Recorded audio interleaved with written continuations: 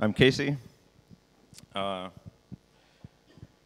I've helped a lot with the Ethereum JS team. So last year, getting Ethereum JS up to Byzantium compatibility, where Byzantium was the most recent fork. And I've also helped a lot with fuzz testing. So using fuzz testing to find all the consensus bugs before Byzantium was activated. And I'm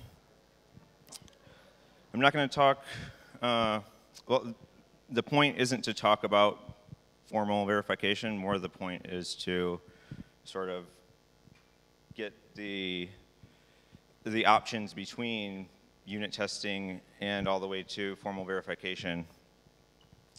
I'm not an expert in formal verification, but without further ado,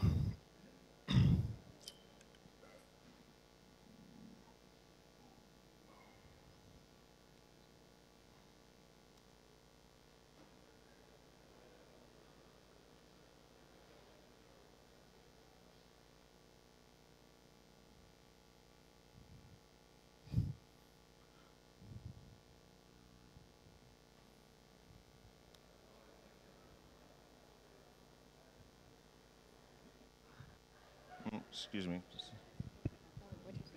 It's like open in.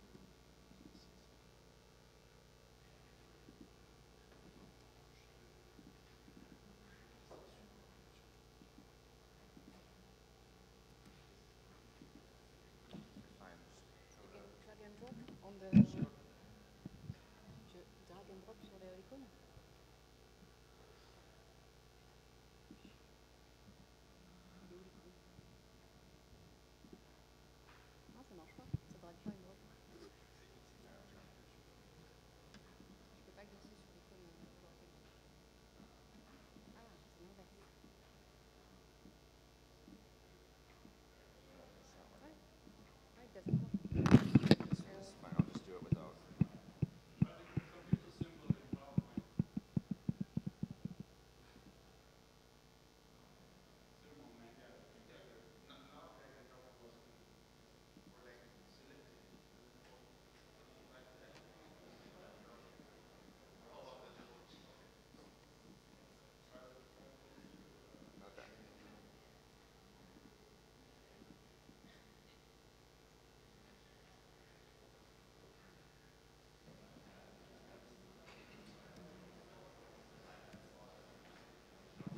Well, you're just missing a video. That's fine.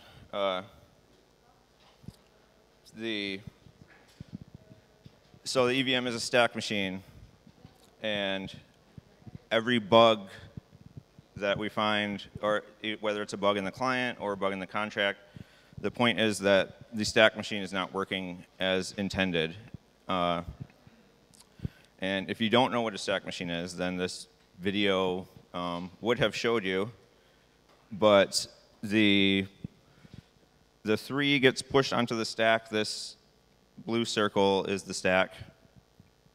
So the 3 gets pushed first, then the 2 gets pushed on top. Then the program counter moves over to the add, and the 2 gets popped off, the 3 gets popped off. They get added by the interpreter. The result is 5. The 5 gets pushed back onto the stack, and then it gets returned. So hopefully you understand what a stack is now. Might be a little important later. So the 2 types of bugs we're trying to find are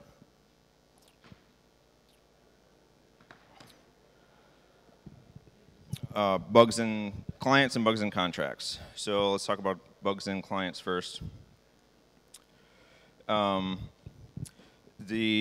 consensus bugs means that one client is correct and another one is not correct. The other one has a bug.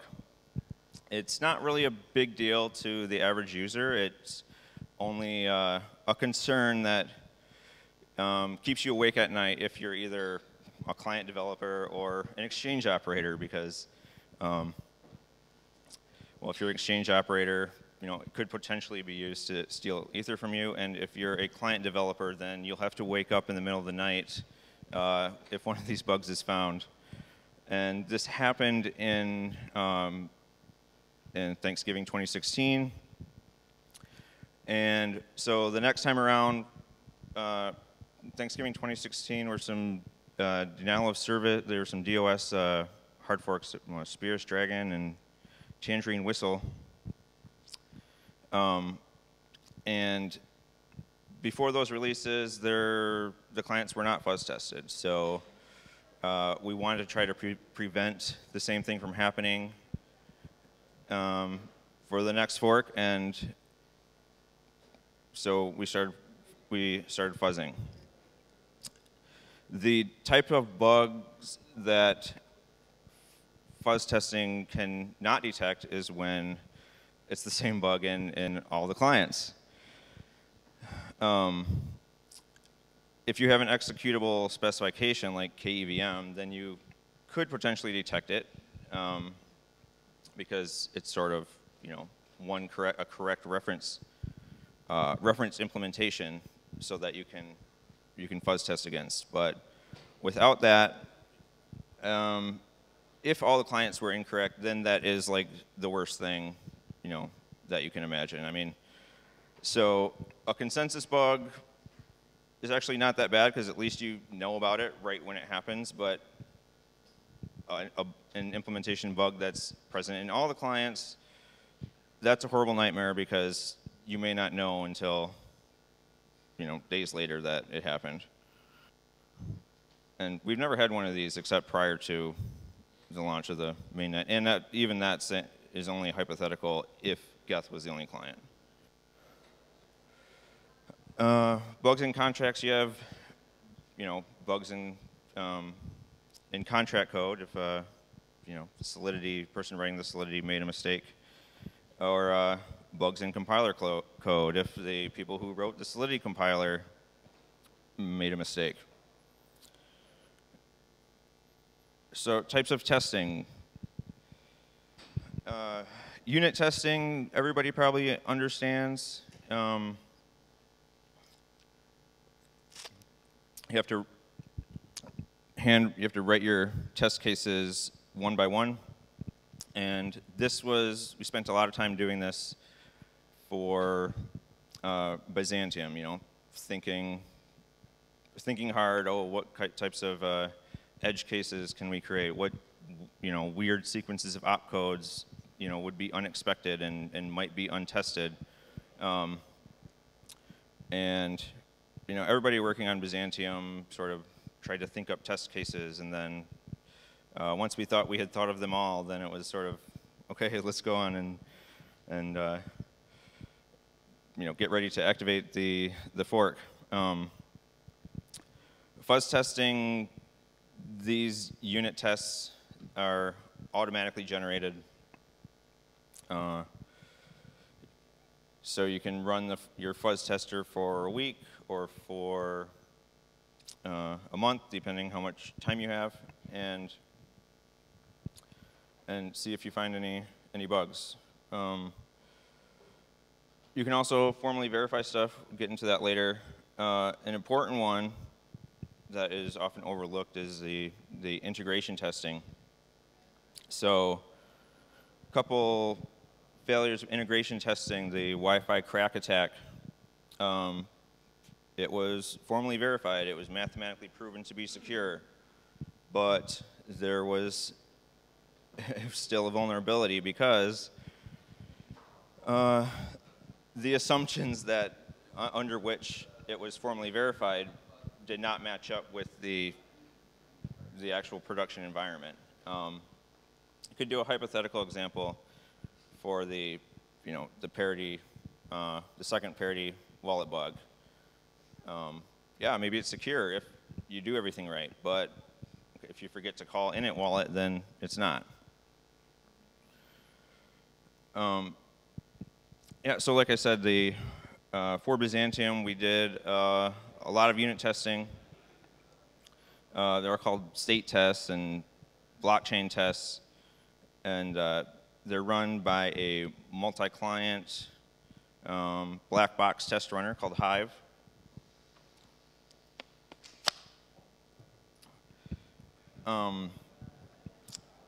One thing we were worried about before the activation of Byzantium was the block difficulty formula, because the way the clients ran these unit tests is that they could only accept a unit test where the block number started at 0, which meant we couldn't actually test the difficulty formula unless each client maintainer implemented a custom unit test runner, which very few of them did, or almost none of them did.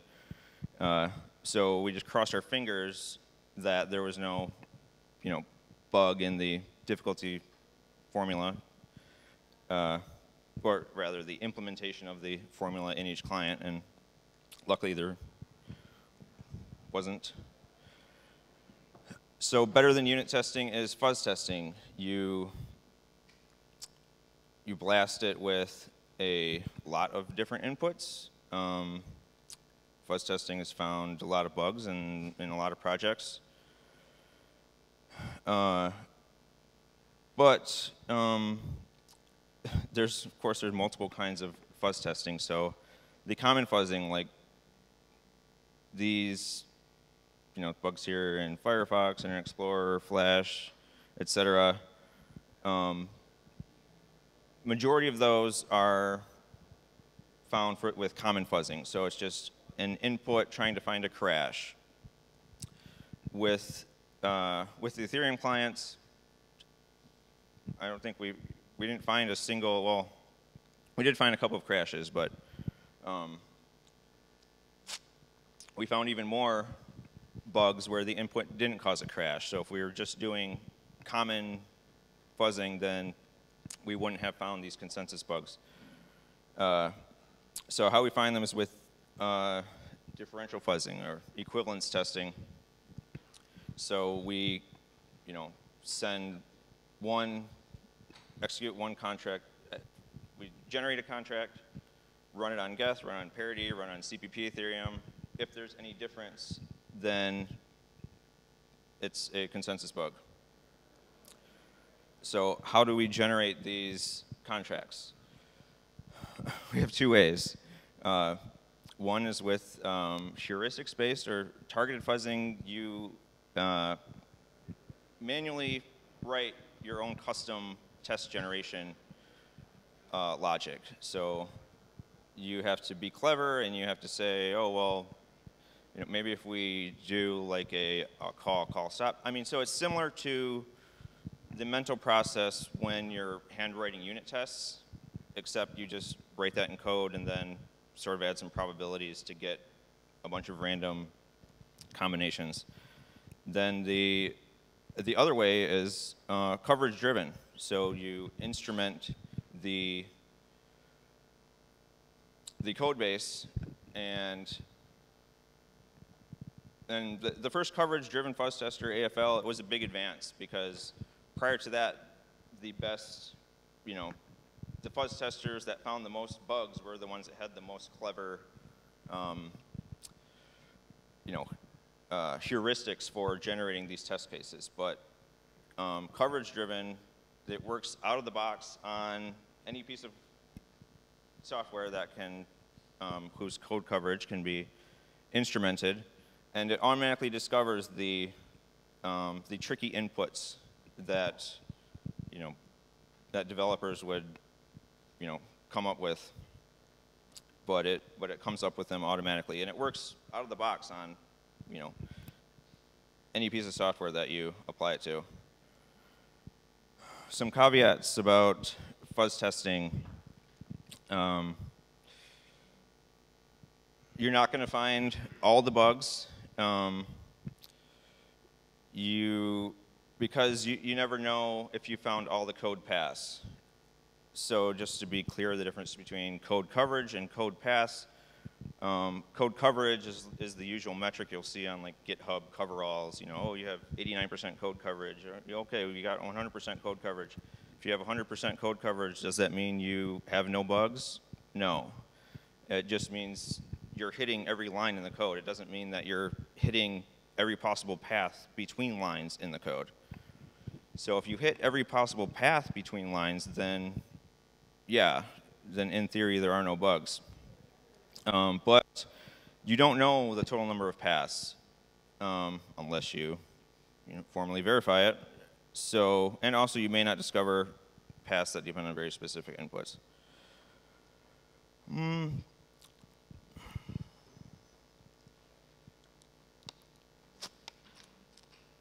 Okay, so the fuzz testers we use are a custom version of libfuzzer, which is a LLVM thing. So yeah, Guido Vranken created that. EVM Lab, which our head of security Martin Swendy had started, and TestEth, which Dimitri maintains. It has a one of these custom test case generators with heuristics. So this is the code that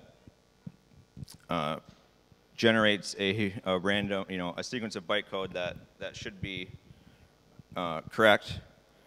So we run that, and we compare the traces between each client. So here, this is a trace, and this, you can see here that this thing on the far side is the stack, and it grows with each push. So here's here's FB being pushed on the stack. Here's 0 being pushed on the stack, CB being pushed on the stack, 2DD, so forth, until boom, these two exclamation points mean that parity got a different result than Geth and C+ and CPP Ethereum and Pi Ethereum, and the difference was this last number on the stack, where all the other clients got a 0, but parity got an FB. And that was actually the first Byzantium consensus bug. So that's EVM Lab. It's using our custom written test case generator. Then we also have the coverage-driven client fuzzer, which uses code coverage to automatically discover interesting inputs. So the coverage-driven one inserts these coverage statements, like fuzz helper add coverage. So in every conditional, every branch, and that's how it measures the code coverage, at least for the Go code.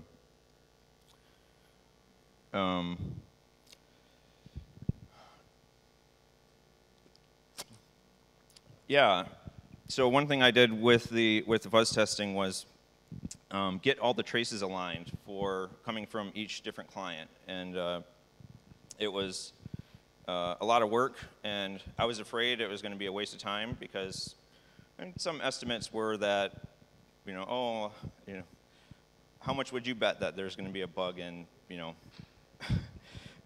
a consensus bug in Byzantium, after it's released, or even before it's released, as we were leading up to it, and some estimates were like, maybe 30% chance that, that there's a consensus bug. And we put all this work into the fuzz tester, getting the, the traces to be standardized, and then we ended up finding 1, 2, 3, 4, 5, 6, 7, 7, 8, consensus bugs, not just one. And so it's unfortunate that, developers can't write correct code on the first try. But I was glad that all the work on the fuzz tester, didn't turn out to be a waste of time. So moving on to property-based testing, and towards towards formal verification. Property-based testing, you're generating random inputs and you're testing that whatever property you write. So regular fuzz testing is you're testing that it doesn't crash or that all of the outputs are the same.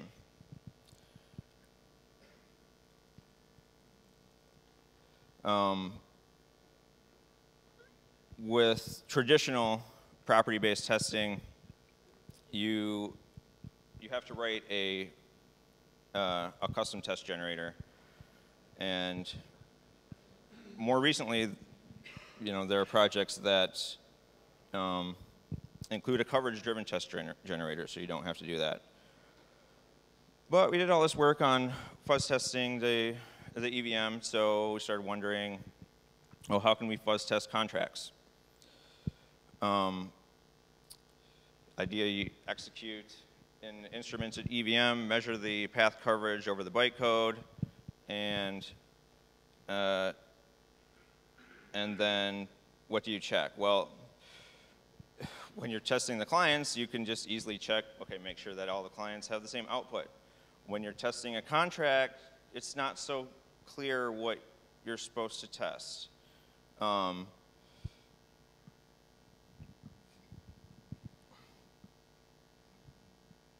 Another option, if you write multiple versions of your contract, then you can, check that all of them are equivalent.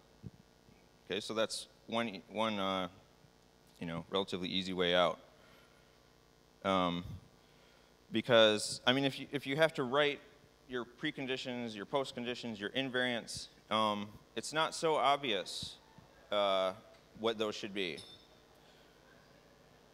But you kind of have to do that if you want to fuzz test. So the question is, if it's basically equivalent to a specification. So if I have to write a specification in order to fuzz test it, then why shouldn't I just go ahead and do formal verification?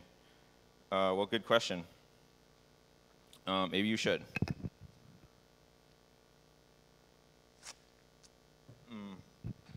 Many tools for formal verification use symbolic execution. Let's see how much time I've got here. 10 minutes.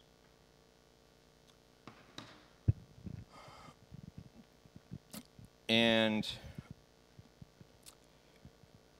so what they do is they transform a program into this giant Boolean formula and brute force it to check that there's no no way to falsify that formula against the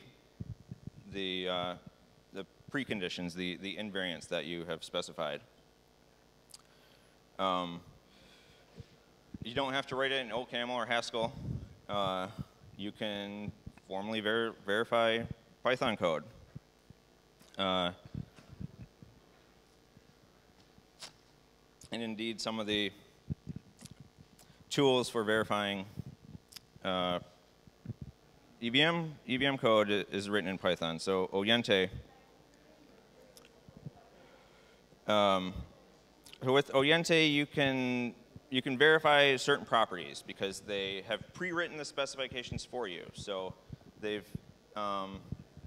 written the properties or the invariants to guarantee that there's no call stack depth vulnerability, that there's no reentry vulnerability, that there's no timestamp dependency.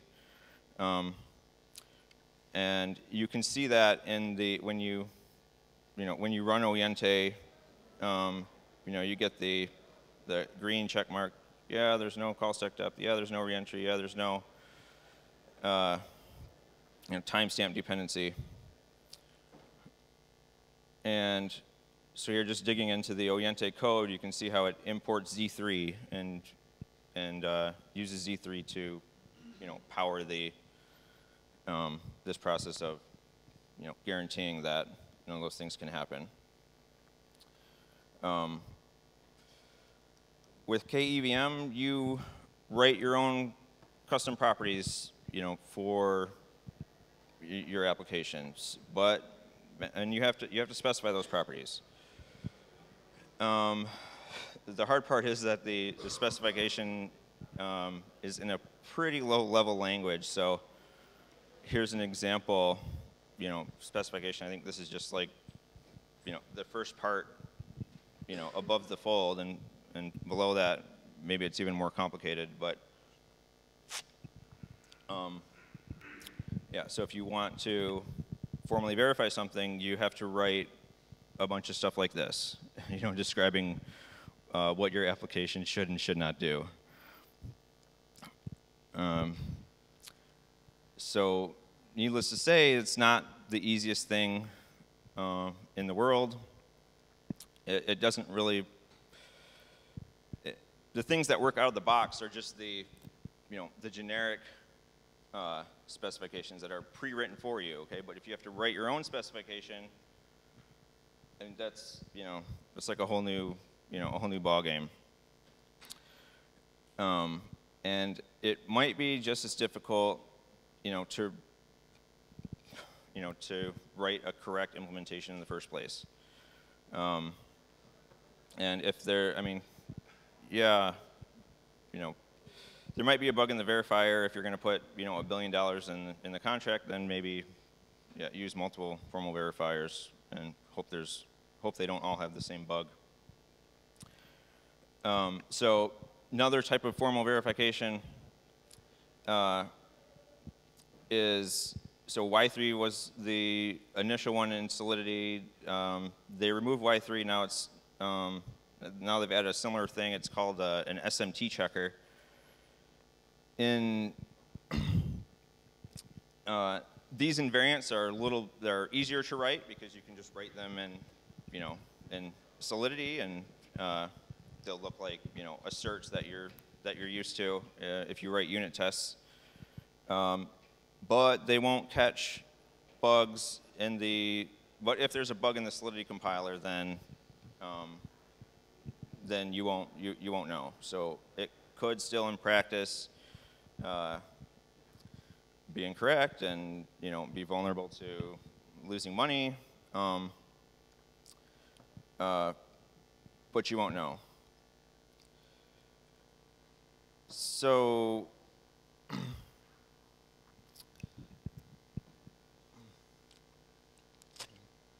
people talk about a formal spec of the EVM. The main one we have now is KEVM. The yellow paper it's semi-formal because it's not executable. You can't actually use it in any of these mechanical proving tools, whereas KEVM you can. Oops.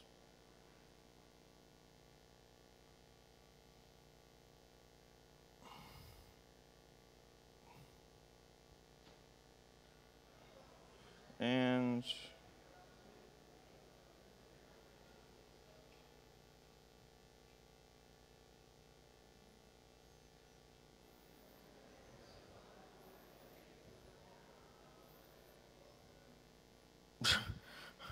I cannot see that. Okay, here we go. What's up? This is not my laptop. There is no keynote on the Mac. It doesn't bother. That's fine. I'll just go over here, try it.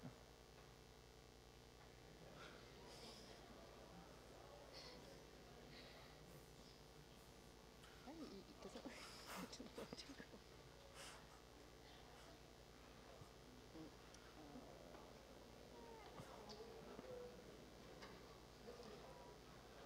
It's not. Yep. You want to finish?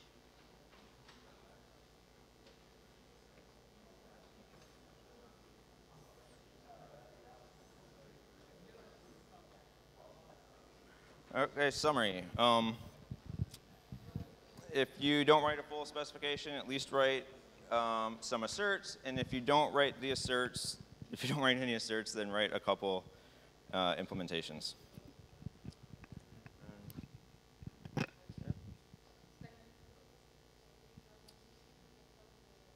Yep. Just come find me if you want to tell me I was wrong or have any questions. Thank you very much.